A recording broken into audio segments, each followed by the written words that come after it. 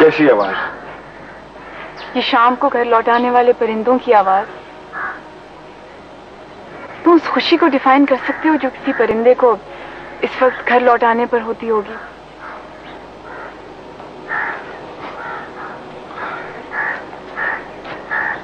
It's nothing new, Rabia. भाई ये तो रोज का मामूल है।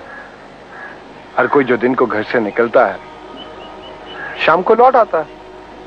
हर कोई कहाँ लौट आता है?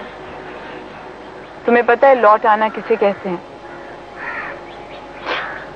रबिया, तुम जानती हो कि मुझे फलसफे से चिढ़ है। ओहो, ये फलसफा नहीं है। सब लोग तो घर से निकलकर घर के लिए नहीं लौटते। कुछ रास्ते में रह भी जाते हैं, मगर समझा ये जाता है कि वो घर लौट आए हैं। अच्छा। मसलन?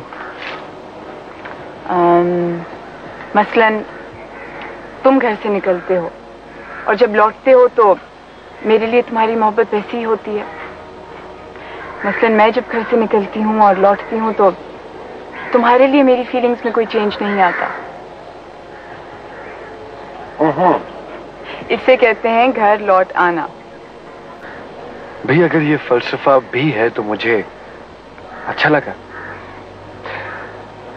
अच्छा रबिया,